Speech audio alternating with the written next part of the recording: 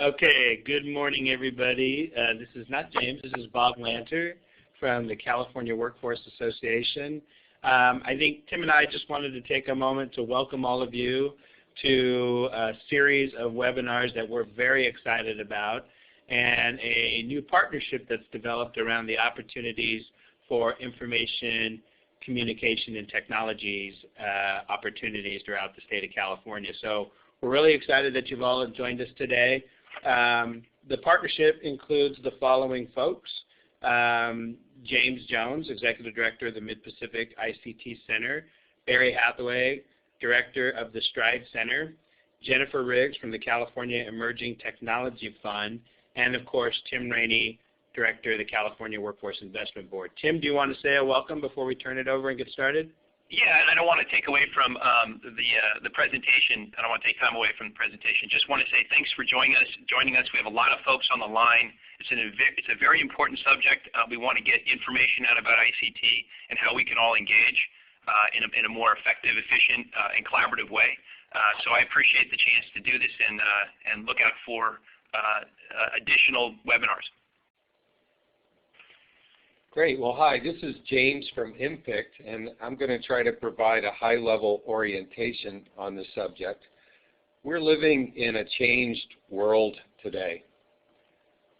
20th century economies were dominated by transportation and energy and manufacturing. 21st century economies are increasingly dominated by information, knowledge, and innovation. It's a paradigm shift, a big change that a lot of people have not yet gotten their heads around. ICT stands for Information and Communication Technologies. It's really an umbrella term that encompasses all the quickly changing, evolving, converging, computer-related technologies. So computers, software, networking, telecommunications, internet, all of that stuff. And we need a term to be able to talk about all of these things together, a big bucket that we throw all these related technologies into. So think of it as a superset term. Computer hardware doesn't do so much without software. Software doesn't do anything at all without hardware. Networking is a combination of hardware and software, and the internet is networking. So this doesn't mean that other words go away in this field. It's just now we've got this word to talk about all of this stuff together. And this is not a word that we made up. It's used widely throughout the world. Anywhere you go with a passport, probably they're using this term. That includes the United Nations, European Union, World Bank, Canada, Australia, etc.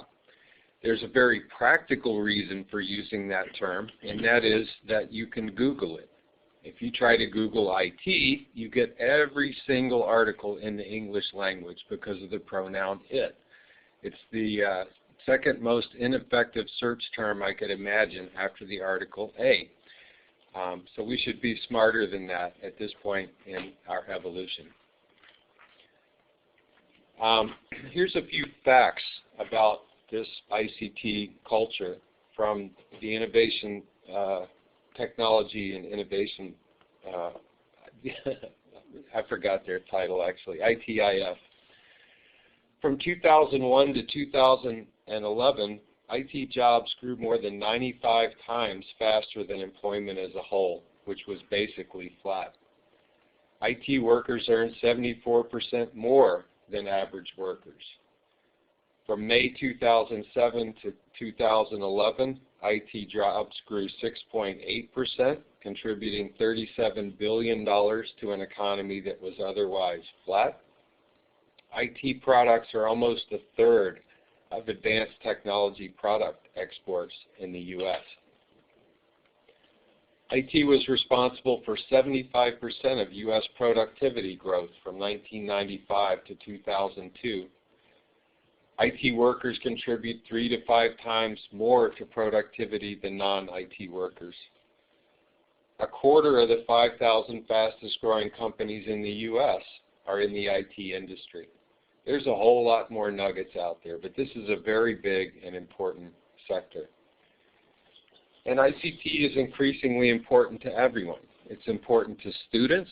Doesn't matter what they study. That's how they find and apply to schools. It's how they enroll in classes. It's how they get their assignments and communicate with their teachers and do their work and submit it. It's increasingly important for workers in every field. You can't be a car mechanic today without working with computers. You can't be a customer service agent. Doesn't matter what your job is, you need to know something about these technologies. It's increasingly important to all kinds of organizations. It's how they get their strategic advantage. It's how they communicate with their suppliers and customers. ICT is increasingly important for society. It's how we inform the public about government services. It's how family and friends stay connected with each other. It's how we get entertainment increasingly. But it's a big nutty space. Again, that paradigm shift, we're still adjusting to it. It's a very, very complex environment. It's confusing. There are a lot of competing messages like wireless connectivity. That's 802.11. No, that's Wi-Fi. No, I'm on an Apple. That's airport. Well, that creates confusion. There's this phenomenon of convergence, where all sorts of different handheld devices in the past are increasingly just one device, or separate voice, video, and data networks are increasingly now just one multi-purpose network. This is a little model to help provide common understanding of the depth and breadth of knowledge in ICT. At its foundation, ICT users today is everyone. Everyone needs to understand how to work with these technologies. It's the dimension of digital literacy. Doesn't matter what your job is, doesn't matter where you are in the educational system, everybody needs to be able to use this stuff. Just above that, ICT helpers are entry-level positions, people who understand how to use these technologies and are good with people and able to help users be users.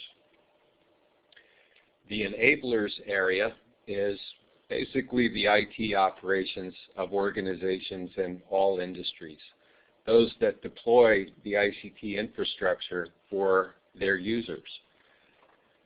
The creators at the very top of the pyramid are innovators that develop new technologies that drive the economy and increase productivity and capabilities of everyone.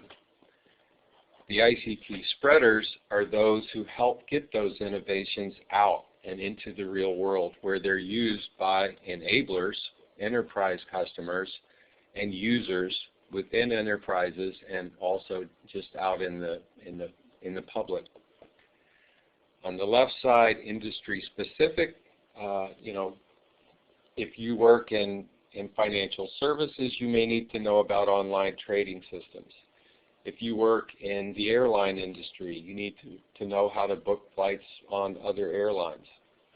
On the far right, enterprise specific, there are specific applications for specific companies. If you work for PG&E, you may use proprietary PG&E systems. There's also this phenomenon of ICT migration, the arrow over on the far left. Technologies start as very esoteric and difficult, and they become more accessible over time. Think about digital publishing, for example. At some point, that was a total fantasy that someone could use a computer to print a magazine. The first applications developed for that were very complex, and there were specialized occupations for people who did that work. Now, as the employment is dropping in those occupations, does that mean that digital publishing is no longer important? No, not really. It means it's now been pushed down to the user dimension. It's a part of digital literacy today. So here's a quote from a study that we did with 99% level of confidence. 85% of California employers now agree in the 21st century, an ability to work with information and communication technologies is becoming as essential to education, life, and workplace success as reading, writing, and arithmetic.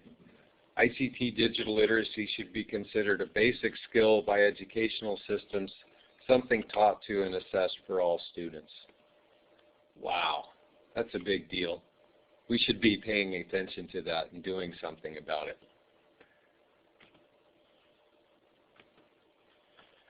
ICT industries are big and important in California. They're about 4% of all companies, 6% of private sector revenues, 4% of the workforce, and they pay really well, twice the average. If you look at ICT relative to other industries, the closest thing that currently exists is this information category with the blue arrow. But that includes, in the dark green, all sorts of things like newspapers. And as newspaper employment drops, that leads to the false impression that this industry is not doing well. ICT is actually the #2 sector in the state, behind manufacturing for employee wages. And using ICT like this raises awareness and gets more attention from policymakers and planners. Here's a California EDD study from the Bay Area that uses this technique, and it shows that ICT is actually the #1 sector in the greater San Francisco Bay Area. That's a better visual than if you have lots of little bubbles scattered around for hardware and software and telecom and others. Unlike a lot of other sectors, ICT employment is not limited to ICT industry. You don't just work for Cisco or Microsoft. You could work for any organization in any industry. You've probably heard this. All the IT jobs went to China and India. It's absolute nonsense, and we need to combat that misinformation with better information. In fact, we're 1.5 million workers short in the IT space in the U.S. right now, today, and 32 million short globally. ICT jobs are also important from an economic development standpoint. There's a multiplier effect. Each ICT job creates 4.3 non-ICT jobs in the economy. We've all heard about STEM education. 80% of STEM jobs are computer and math sciences. ICT is already about 1 in 20 jobs in the United States. It's about 1 in 20 jobs in California, and they pay twice the median wages. 80% of California employers agree or strongly agree ICT is important to the productivity of their organizations, and it's increasingly important. You know the way supply and demand works. When there's not enough supply to meet demand, prices, wages go up. Without going too far into the details, here's Robert Hass's salary guide for technology professionals for 2013. Lots of good jobs with good salaries. The year-over-year wages change in the far right column, you can see, is up across every single category. Oh, and it's up across every single category here. It's up across every single category here, and up across every single category here. Over half of California companies report difficulty finding appropriately skilled ICT workforce. That's completely messed up in this period of high unemployment, and we need to do something about that. This situation is also going to get worse because a large proportion of the existing IT workforce is getting ready to retire. As many as 25% in California state government, for example. So yeah, the big picture, the macro economy may be rough, it may be daunting and scary, but the ICT sector is doing extremely well. And this is worth our focus and attention. If we want to lift this economy, let's focus our attentions in a sector where it really makes a difference, ICT. Great. Thank you very much, James. That was an amazing presentation with a lot of information. For those of you who didn't notice in our chat, we will have all of those slides available after the webinar. They have a lot of information in them, and on James's slide, his name slide has his website information, and there's a lot of data available from that website if you're interested in learning more. Right now, we'd like to take a poll. And if you remember from the introduction, to answer the poll, you just go up to the upper left-hand side under your name, under participants. There's a smiley face, a person with a time, a hand, and then there's an A, and there's a drop-down list under that A, and you can choose A, B, C, or D. So the poll is approximately what percentage of the high schools in San Francisco, which is the fastest growing ICT job market in the U.S., do not offer a single ICT related class option for students? Please vote now. Okay, so we have some strong polling to begin. We have a lot say none, some say none, some say 35%, some say 20%. Getting a few more votes in there. And the answer is? And the answer is, James? 50%. The answer was D, 50%. So we do still have a lot of work to do. And I'd like to encourage you all, as you listen to the presentations, because of the number of people who are participating today, we have you all on mute. But we do want to encourage you to ask your questions via the chat. That should be at the bottom left-hand side of your screen. I'm typing there now. Feel free to ask your questions in there, and we'll gather them up and answer them in between the different presentations. Now I'd like to introduce you to our next presenter, Tim Rainey, the Executive Director of the California Workforce Investment Board. Tim. Thank you. I'll be fast. I've got a whopping one slide, I think. I wanted to first, before I start, to say two words or three words or maybe a few more about what the Workforce Investment Board is and how it connects to this conversation. Then I want to talk about why ICT is important to the State Workforce Investment Board, and there are two main reasons why it's important. So to start off with, we've got, I think, a mixed group of people who dialed in for this webinar. So just a couple of basics.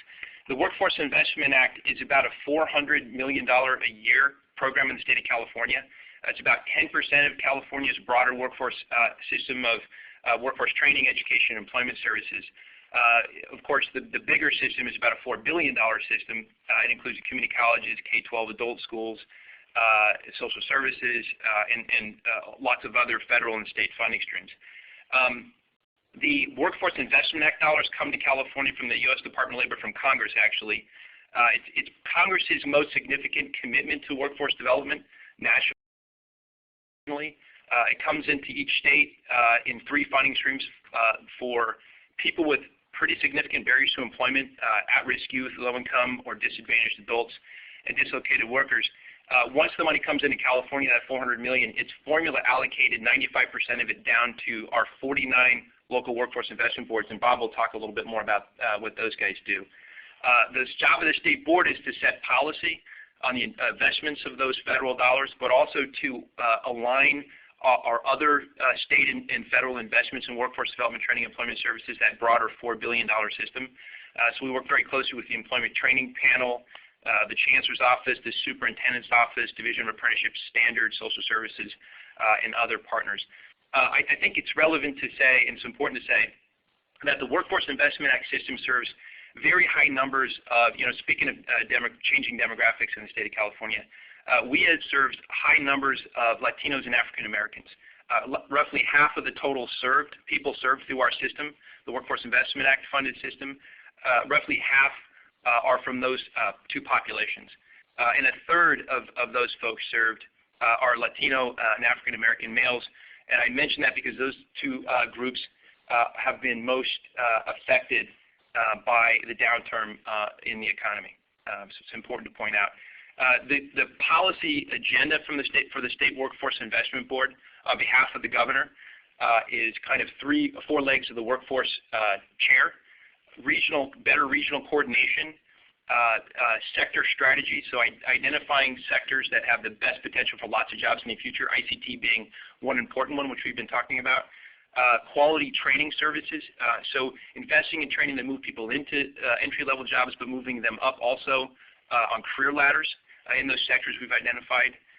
And then again, this broader system alignment piece, because no one component of the workforce system can do it alone. We just don't have enough resources, so it requires lots of coordination. So why is ICT important to the State Workforce Board? And I believe for many reasons, and I'll mention two. One is access to good jobs, and I believe that's part of the answer to this increasingly volatile labor markets and growing economic insecurity. In California, there are 1 million involuntary job separations each month. So 1 million people every month are separated involuntarily, laid off, or some other way lost their job, lost their connection to an employer every month in the state of California. And every time a person tries to get back into or does get back into the labor market, he or she loses about 17% of his or her income. So you can see the impact that this kind of thing has, this churn has on the middle class. So this is not a phenomenon of a down economy. This is actually something that's been going on for a while, not just in the United States, but in Europe. It's a reality of modern capitalism, if you will. So we don't have the job security we used to have when my dad experienced the labor market out of high school, when a worker could go to work for an employer and stay there till he or she retired, basically. To be successful today, people need to have broad-based and transferable skills, because they're going to need to move around much more nimbly among multiple employers within a sector or an industry cluster in a region. It no longer works, I think, to train people for a specific job or occupation. We're sort of in this retraining economy, and we've talked about this a lot among workforce professionals as lifelong learning. So ICT is unique. It's in this context, very unique in this context, because it's a set of skills that can be entry-level, middle, or highly skilled, as James pointed out very eloquently. They could be highly paid jobs, and it happens to be an employment sector that's very relevant across industry sectors. So there are ICT jobs, as James pointed out, at varying skill levels in agriculture, manufacturing, biotech, healthcare, logistics, you name it, all the core industry sectors in the state of California that we're identifying in regions across the state that we have to help strengthen, grow, and where we have the most job opportunities. In addition to that, traditional occupations also require ICT skills, which James also pointed out. Around the state of California, local workforce investment boards are working very closely with community colleges to identify those target sectors.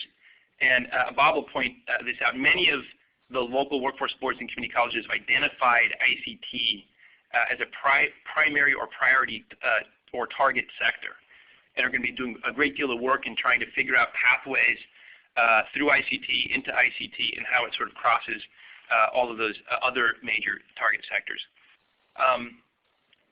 The second reason why this is so important, and this is a lot different, in fact, is that we increasingly need digital literacy and basic ICT skills just for the purpose of good, effective job search and access to employment supports in California. Looking back at the previous slide that James showed us, the pyramid down at the bottom there, is that everybody's an ICT user. And what that means for the employment services system and access to it is we've got to figure out ways of connecting people to the labor market multiple times throughout the working life through a system that is going to be increasingly digital, a system of employment services can be accessed increasingly through digital technologies, which means we need to expand digital literacy across the board. And that's because we can't afford, thanks to recent cuts and actually cuts probably over the last decade or more, to workforce education programs. We can't afford the big bricks and mortar places where people walk in and get employment services, the old career center or job center. We're going to have to lean more on accessing services through digital technologies. So for those two reasons, ICT is very important. The State Workforce Investment Board is very committed to initiatives around ICT, and we're really happy and honored to be working with the partners that are helping to do these presentations. Thank you. Great. Now I'll turn it over to Bob Lanter, Executive Director of California Workforce Association. Thanks, Jennifer. So very quickly, the California Workforce Association, for those of you who don't know who we are a nonprofit organization that spans and concentrates on workforce development within and throughout California. Our mission really is to effectively end unemployment in the state of California. I know that's a big mission. There's a lot to do on that. And we are working on that in really three main buckets of work. First, we do a lot of advocacy and policy development work. We work very closely with the State Workforce Investment Board, with a lot of folks at the Capitol, many of your legislators, and we work, of course, with folks in Washington, D.C. and the Department of Labor. We also do this through technical assistance and best practices. We have many trainings throughout the year that you are all welcome to attend, and we look to kind of raise up and highlight best practices when they occur so that others can steal their ideas, because flattery is a fine form of imitation is a great one. Forget that analogy. I don't know what I'm talking about there. Didn't come to me at the moment, but you all know what I mean. And lastly, we do this by connecting folks. You know, we really need everyone. As Tim mentioned, the job training and workforce development funding in California is a $4 billion industry.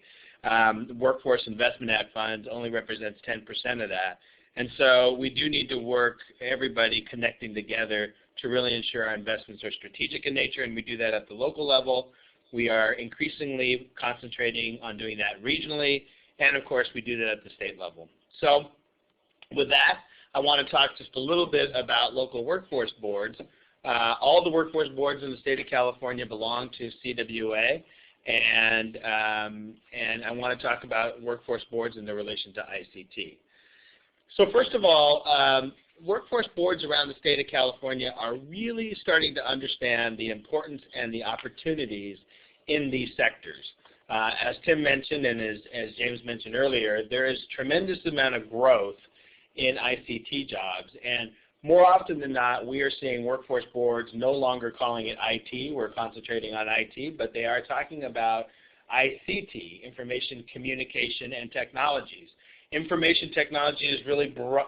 ICT is really broad in the definition of information technology, to where you're working on everything from entertainment, folks in the Los Angeles area, to application development for smartphones here in the Bay Area, to agriculture in the Valley, and in essence, every sector you could think of, transportation in the Inland Empire, et cetera, et cetera. So workforce boards are really starting to understand the opportunity for all of our customer bases, and that's what I'm going to talk about next. This field really represents training available and jobs that are solid career opportunities for our job-seeking customers and, in fact, all of our customers. We all know that we run our adult programs, and our adult programs serve any adult who's interested in coming into one of the 280 career centers throughout California and are looking for a job, their first job in a long time, or their next job. These folks often have multiple barriers to employment, and these jobs provide an on-ramp to key sectors that you all are working on throughout the state of California. So many times when we talk about sectors, a lot of our members have said, well, I really need an on-ramp to folks with multiple barriers to employment, folks with lengthy gaps in their resume in terms of work experience, and these jobs can provide that on-ramp. To our dislocated worker programs, this retraining them in ICT jobs really allows them to apply transferable skills into growth opportunities. So they may be coming out of an industry where they've worked for 30 years, like the folks who worked at the Numi Auto plant, and they really do not have very good ICT skills.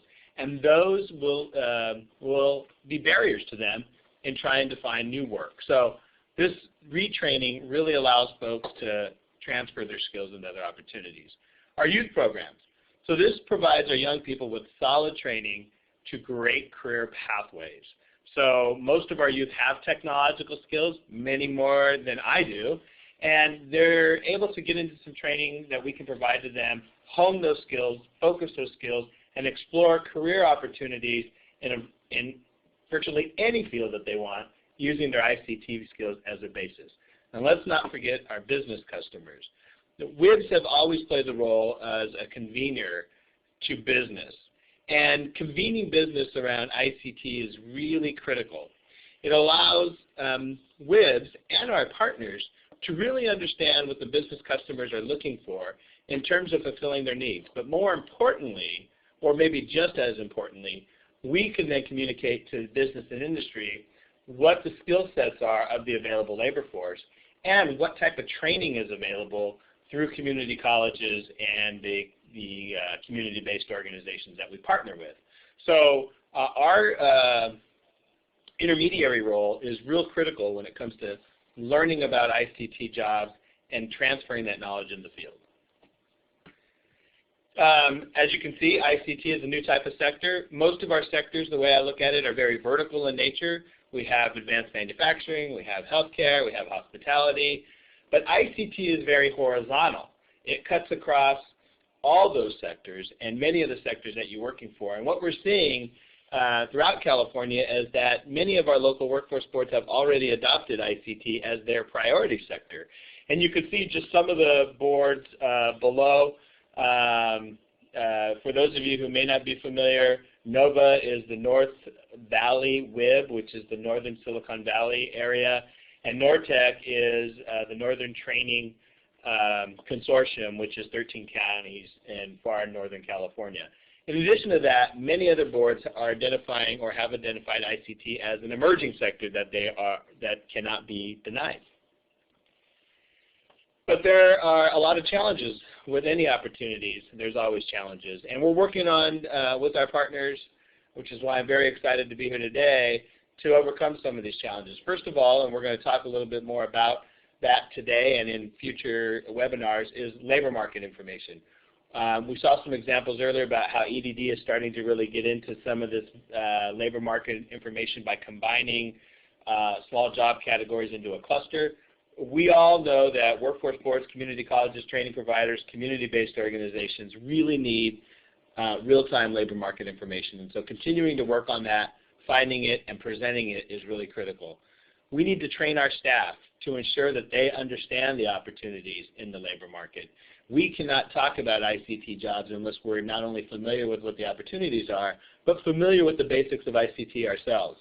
I talked to a WIB member yesterday who said, a WIB director yesterday said, nobody leaves our one-stop unless they have an email, can upload a resume, and fill out an online application. Every single one of our staff, from the receptionist to the director, need to know how to do those skills themselves. We need to identify training in the region that will lead to employment. Where are the appropriate ICT training providers? And what type of jobs will they lead to? We need to identify those and, again, communicate that out. We need to make sure that that training results in industry-recognized credentials, and that's where our intermediary role comes in, working with the business community to understand what they're looking for. We need to make sure that we're introducing this field to job seekers at all levels. And lastly, we need to satisfy business requirements making sure our customers are satisfying the business requirements to meet minimum qualifications for employment. So what are those minimum qualifications? You know, right now it's hard to get a job without any computer skills, so we need to know what those are, and we need to make sure that we're training the masses for those jobs. Sorry to talk so fast, but I was trying to make up some time. Happy to answer any questions if you guys want to text them in. At this point, I'll turn it back over to Jennifer. Thank you. Great, thank you. So my name is Jennifer Riggs, and I'm with the California Emerging Technology Fund. I'll take just a minute to explain what that is and why I'm here with the rest of these workforce type guys. The California Emerging Technology Fund, or CETF as we're called, because everybody gets the Emerging Technology Fund all messed up all the time. Frequently we're emergency or something like that. Anyway, we're an independent statewide foundation, and our mandate is to close the digital divide in California by accelerating broadband deployment and adoption. Our goals are that by 2017, 98% of California households have access to broadband and 80% have adopted broadband at home. We are working our way out of a job, and we plan to close as soon as those goals are met. We pursue a strategy to achieve these goals through public awareness, education, leadership development, venture philanthropy, and public-private partnerships, and public policy. So what does this have to do with workforce or ICT? We understand broadband is just a tool for making economic, educational, health, and social developments available to all Americans. We think it can either be a democratizing force that uplifts unserved, underserved communities, or it can create a wider gap. So CETF works with CBOs, community-based organizations, schools, libraries, public agencies, legislators, public officials to ensure that clients have access and ability to navigate in this world that requires basic digital literacy and to utilize the services that more and more are going online. So as we're talking about today, everyone in the workforce arena is facing this reality where the services are going online, and the skills needed to be able to get a job in today's world require that you know how to use the more and more technical skills and be able to navigate online. So CETF works with a lot of community-based organizations, and so we're representing sort of that perspective today. And our partners work with a variety of clients of education and career centers in a variety of ways. They provide training, and they can do that either through the eligible training provider list or through direct contracts for specific target audiences. And so they provide training, just really basic digital literacy, first-time users, sort of this is a computer, here's how to turn it on, here's how to move a mouse, all the way through basic digital literacy at the workforce, how to do a letter or how to use a spreadsheet. They can also do workplace applications, all the way through ICT certifications, A+, Security+, those kinds of things. They also provide wraparound services that are needed, local state benefits, CalFresh, Social Security, housing, referrals to mental health, and the things that people need in addition to the training in order to be able to access the regular mainstream things that services that are available from one-stops and traditional educational institutions. And then they provide the training on life skills and soft skills that often aren't available, and then they do that in intensive environments like internships, mock interviews, and mentoring.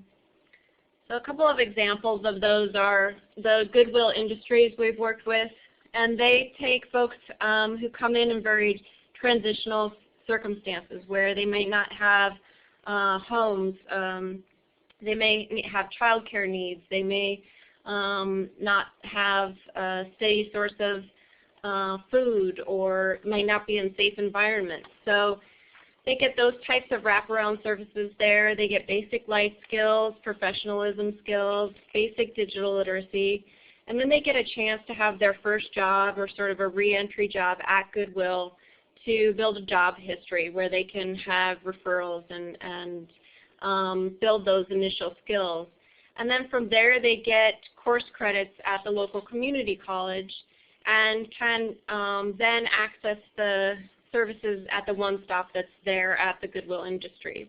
So the Goodwill Industries provides, the community-based organization of the Goodwill Industries provides sort of an on-ramp to the community college and the one-stop. Another type of community-based organization that operates in this world is Able Disabled Advocacy in San Diego.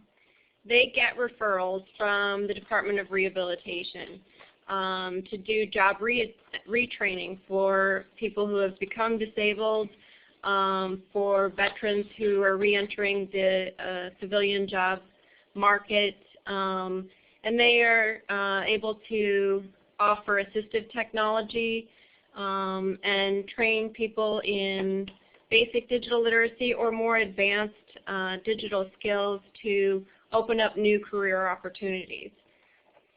And then the Stride Center, who you will hear from shortly as one of our promising practices, has a really intense professional environment, and they're able to offer internships, mock interviewing, mentoring, and more intensive job placements.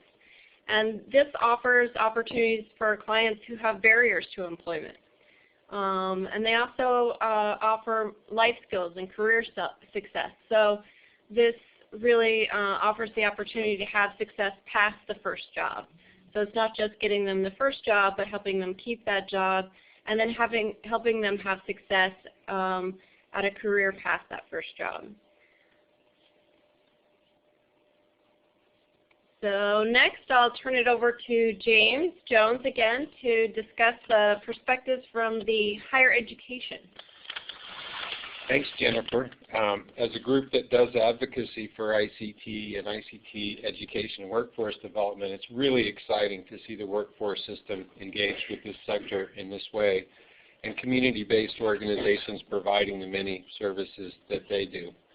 I'd like to talk for a second about the California Community College System and its response to ICT. California Community College System is the largest higher educational system in the United States. 1 in 4 community college students in the U.S. attends a California community college.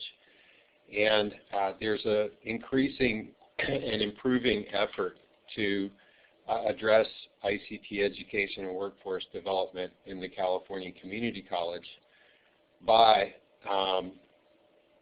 strategically focusing on the sector. There is a big reorganization underway at the California Community College Chancellor's Office that's characterized by doing what matters for jobs in the economy.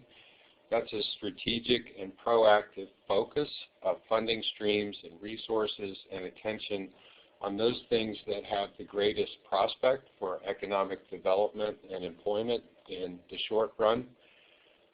ICT/digital media, to make sure that that aspect of ICT is not omitted, is now a named sector for the California Community College System.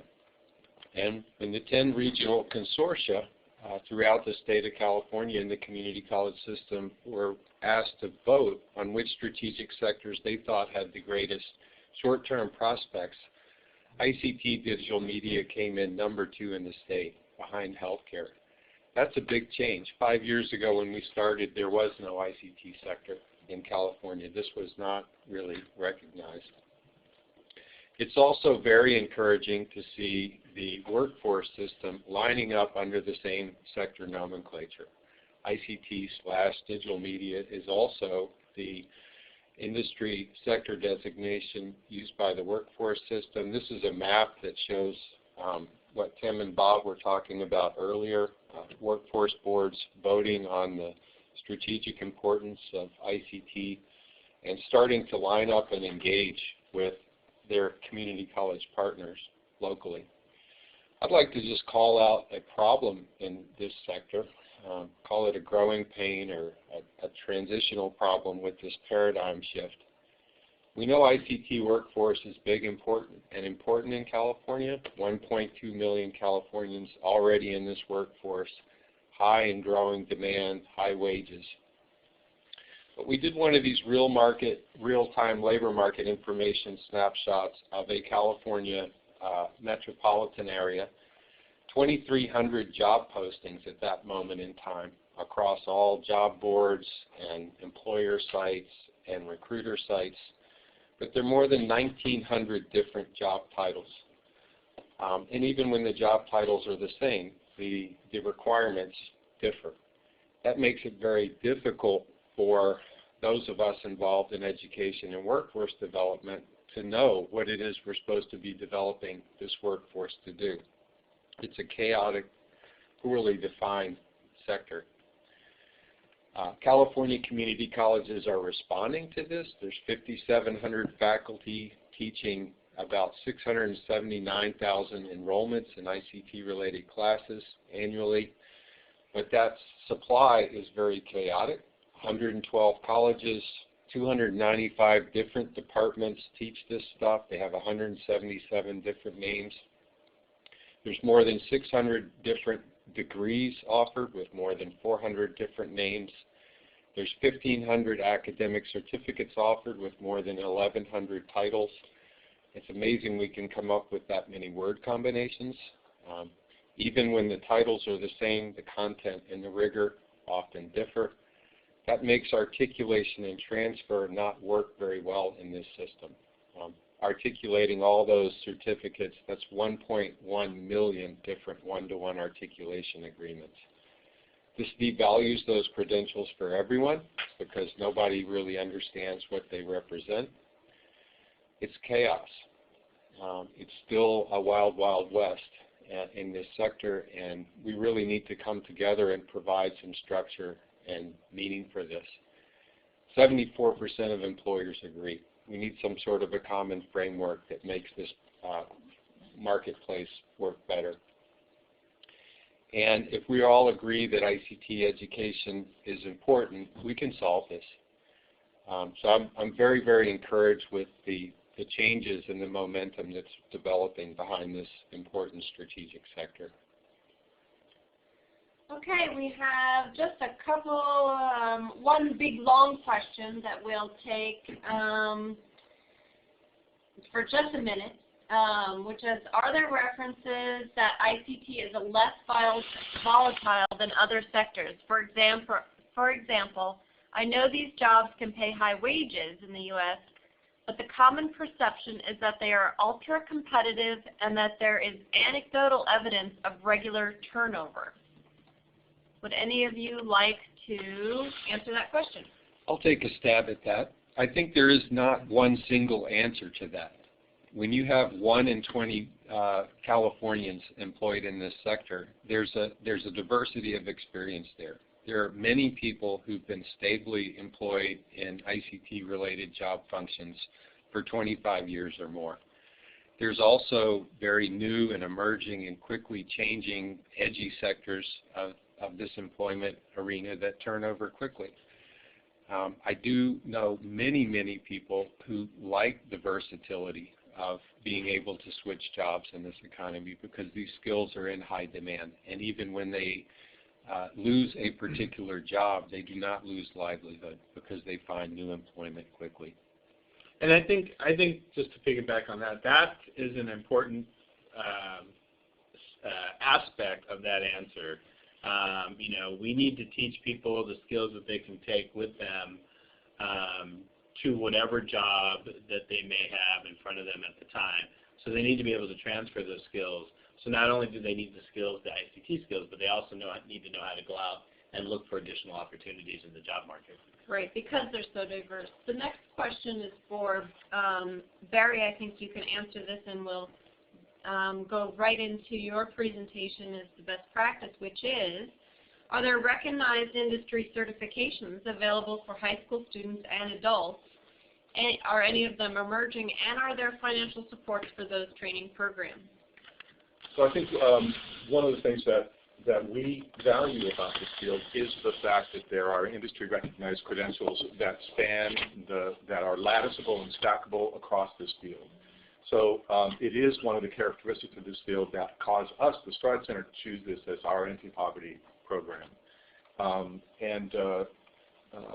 And yes, there are financial supports for training. The Stride Center is a nonprofit, so we provide a profound level of scholarship to people who come to our program. But we also work with organizations like the One Stops and the Department of Rehab and several other governmental agencies who will back that student up with the right credentials for the cost of the training. So, yes to both of those.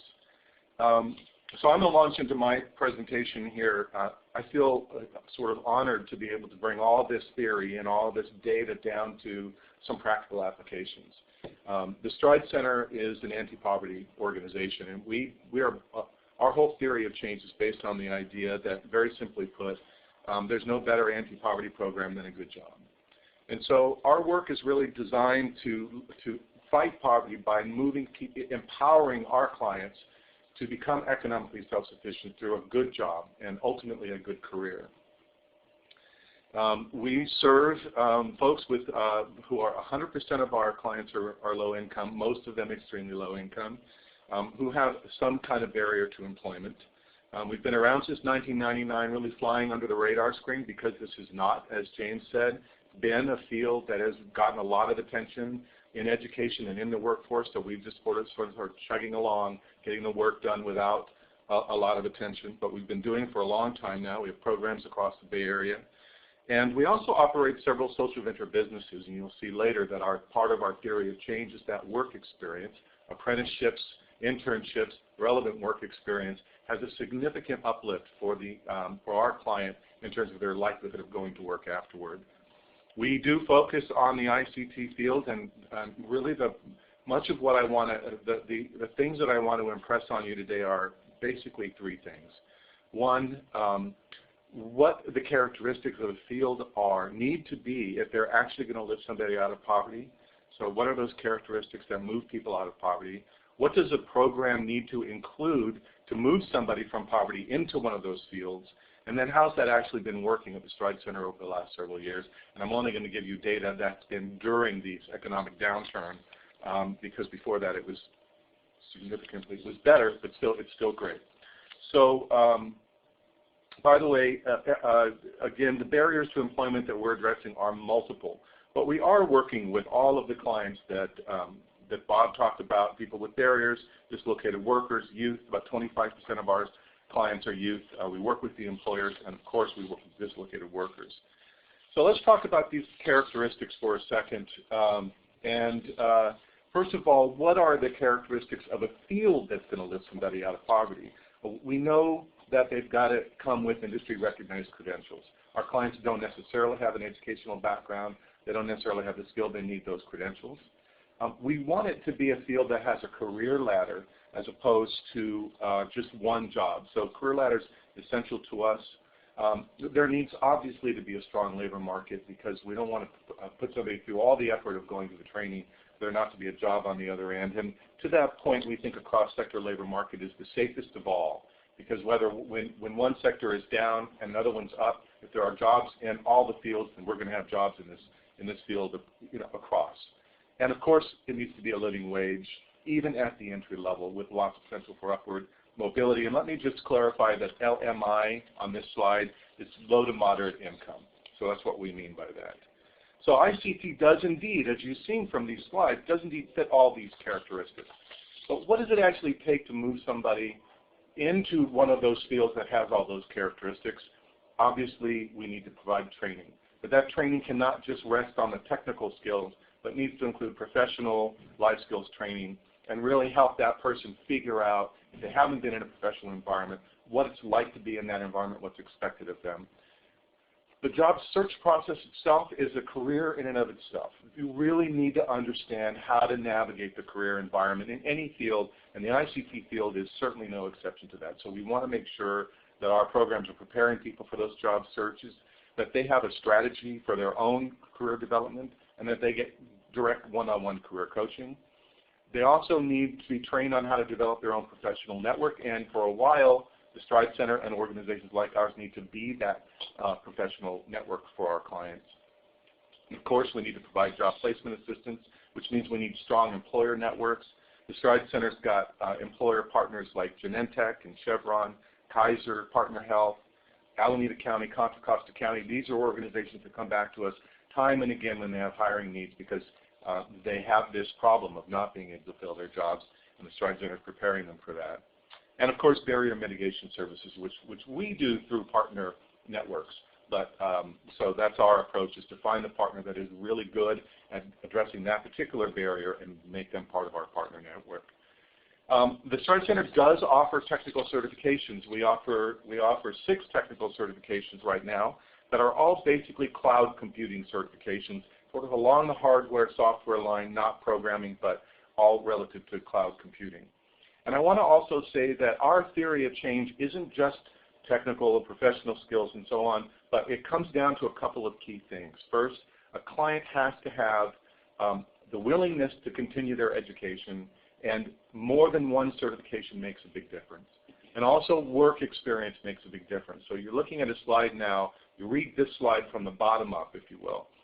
And this is 3 years worth of data for the Stride Center. So let me very quickly say, 21% of our students are employed when they enroll with us, but they're in very low wage jobs. Average wage is about $8 an hour. If they just get one certification, the core certification A+, 60% or 59% of them have gone to work over the last 3 years. But if they'll add work experience, one certification and work experience, 74% of those folks have gone to work. We take the work experience out of the equation and just get them one advanced certification. So now they have 2 certifications. 76% of those clients have gone to work. And if they get a 3rd certification, 86% have gone to work. And if they have at least one advanced certification and work experience, 90% of those clients have gone to work over the last 3 years. So the last thing I want to say is we know this works. Average wages in 2013 are just under $18 an hour. And over an 18-month period, students, our clients, our alumni see a 30% wage gain on average.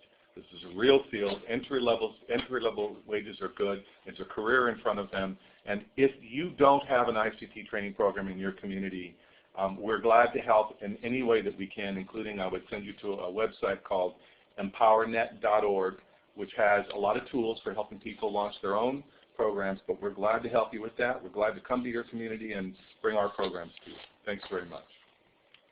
Thank you all, everybody. We know we're just a bit out of time. We want to follow up with you all that we're just going to, this is a webinar series. These are going to be the topics of the series. We've only been able to really touch on the overview of the important aspects of this new kind of sector.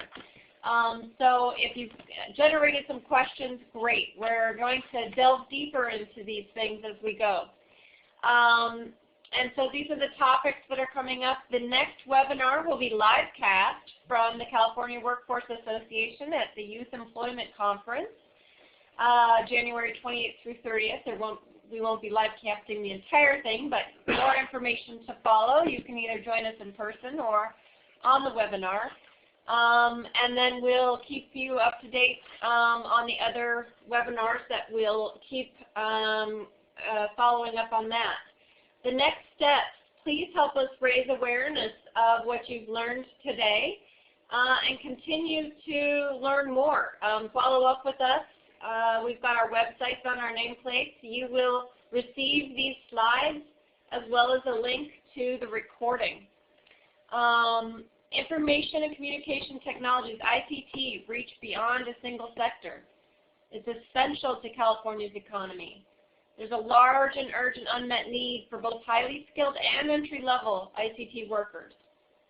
And there are now resources and opportunities for all of us to help people find places in this workforce. Those are the 3 points we want you to take away from today at minimum. So please go to our Survey Monkey right now. Also, we'll send you a link as well. And we want you to help us shape this series. We want this to be usable for you. It's not helpful if it's just us talking to you. We want this to become more and more participatory as we go on. So thank you all for joining us today, and let us know on our tour how we can make this better for you. I'm trying to. Thank you so much, everyone. Thanks, everybody.